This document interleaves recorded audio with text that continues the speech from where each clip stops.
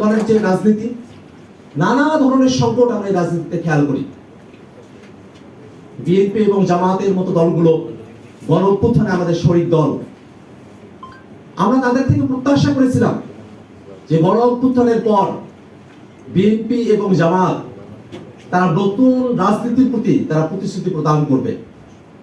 এই দুর্ভাগ্যের বিষয়, নির্বাচনের এখনো তফসিল ঘোষণা করা হয় নাই, কিন্তু বিএনপি জামাতের মতো দলেরা তারা অস্ত্রের মহড়ায় তারা কে কার থেকে এগিয়ে যাবে সেই প্রতিযোগিতায় তারা লিপ্ত হয়েছে।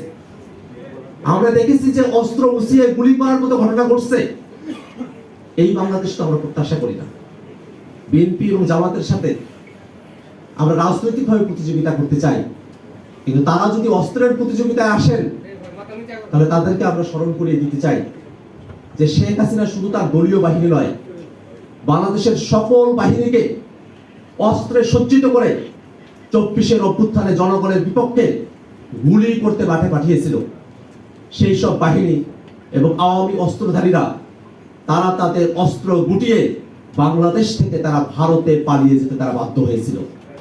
অতএব বিএনপি বা জামাত এই নির্বাচনে অস্ত্রের রাজনীতি করার যে মহড়া আপনারা প্রদর্শন করছেন, পেশি শক্তির রাজনীতি করার যে মানসিকতা আপনাদের কার্যক্রমের মধ্য দিয়ে প্রকাশিত হচ্ছে, সেই জায়গাটাতে বাংলাদেশের 24-এর অভ্যুত্থানে অংশ নেওয়া এই জনগোষ্ঠীকে আপনারা কখনো অবহেলায়, আপনারা কখনো তাদেরকে অগুরুত্বপূর্ণ ভেবে রাজনীতি করার পরিবেশ আপনারা তৈরি করতে পারবেন না। কারণ বাংলাদেশের এই 24-এর অভ্যুত্থানে যারা অংশগ্রহণ করেছিল তারা এই বাংলাদেশে অস্ত্রের রাজনীতি দেখতে চায় না। এবং একই সাথে আমাদের আরো একটা বিষয় মনে রাখা প্রয়োজন, এই বাংলাদেশকে আমরা যারা 24-এর অভ্যুত্থানে অংশ নিয়েছি, এই প্রত্যেকটা মানুষই বিগত সময়ে কোনো না কোনোভাবে আওয়ামী লীগের ফেসিবাদী শাসনের দ্বারা আমাদেরকে অতিষ্ঠ হতে হয়েছে, আমাদেরকে বঞ্চিত হতে হয়েছে এবং নানাভাবে আমাদের বিকাশকে আটকে রাখা হয়েছিল। এই সমস্ত কিছু যে শেখ হাসিনার নেতৃত্বে বাংলাদেশে সম্পূর্ণ হলো, সেই শেখ হাসিনাকে বাংলাদেশের আন্তর্জাতিক অপরাধ ট্রাইব্যুনাল তার অপরাধের প্রেক্ষিতেই, প্রমাণের প্রেক্ষিতেই সর্বোচ্চ শাস্তি ঘোষণা করেছে। কিন্তু সেই শেখ হাসিনাকে আমরা এখনো পর্যন্ত দেশে ফিরিয়ে নিয়ে আসতে পারি নাই। আমরা যদি যারা অপরাধী, যারা গণহত্যার সঙ্গে সম্পৃক্ত, যারা মানবতা বিরোধী অপরাধ করেছে, মানুষকে পুড়িয়ে হত্যা করেছে, সেই শেখ হাসিনার মতো খুনিদেরকে যদি শাস্তির আওতায় নিয়ে আসতে না পারি, তাহলে সামগ্রিকভাবে এই গণহত্যা এবং মানবতা বিরোধী অপরাধের বিষয়ে বাংলাদেশে ডিটারেন্স তৈরি করা, একটা বাধা তৈরি করা এবং বাংলাদেশকে সামনের দিকে অগ্রসর করা সম্ভবপর হবে না। এবং সেই জায়গাটাই আমাদের প্রতিবেশী দেশ ভারত তারা সুযোগ হিসেবে তারা সেটাকে ব্যবহার করছে। একই তো শেখ হাসিনা যখন বাংলাদেশের ক্ষমতায়, তার সব ধরনের অপকর্মকে ভারত সাফাই দিয়ে গেছে। বাংলাদেশে পাতানো নির্বাচন, রাতের ভোটের নির্বাচন, একতরফা নির্বাচনের পিছনে ভারতের সরাসরি হস্তক্ষেপ ছিল। সেই ভারতই বাংলাদেশে এতগুলো খুন করার পরে, গুম করার পরে শেখ হাসিনাকে তার নিজের দেশে আশ্রয় দিয়েছে।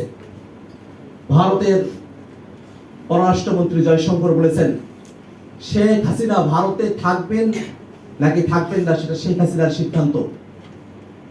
কোনোভাবে কোন একজন ফাঁসির দণ্ডপ্রাপ্ত আসামি, কোন একজন গণহত্যাকারী, মানবতা বিরোধী অপরাধী, তার ইচ্ছার উপর নির্ভর করে কোন একটি দেশ তার ডিপ্লোমেসি সাজাতে পারে না।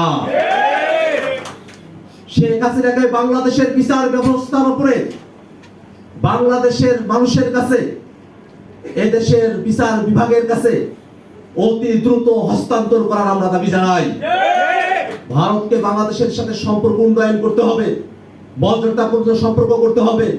আওয়ামী লীগ এবং শেখ হাসিনার সঙ্গে বাংলাদেশের জনগণকে বিচ্ছিন্ন করে ভারত যে সম্পর্ক করেছিল, সেই সম্পর্কের বাইরে এসে নতুন করে নতুন দিনের মানুষরা যারা আছেন তাদের সাথে যদি সম্পর্ক করতে হয়, তাহলে শেখ হাসিনাকে অবিলম্বে বাংলাদেশে ফিরিয়ে দিতে হবে। এটা শেখ হাসিনার ইচ্ছার উপরে নির্ভরশীল নয়। শেখ হাসিনা বাংলাদেশকে প্রতিনিধিত্ব করতে ব্যর্থ হয়েছে, বাংলাদেশের মানুষকে খুন করেছে। সেই শেখ হাসিনার পক্ষে কোন একটি দল, কোন একটি দেশ কোনোভাবেই তার পক্ষে অবস্থান নিয়ে তার মতামতের উপর নির্ভর করে তার দেশে ফেরার আশা না আশাকে তারা ডিপ্লোমেসির ভাষায় কোনোভাবেই ব্যাখ্যা করতে পারেন না।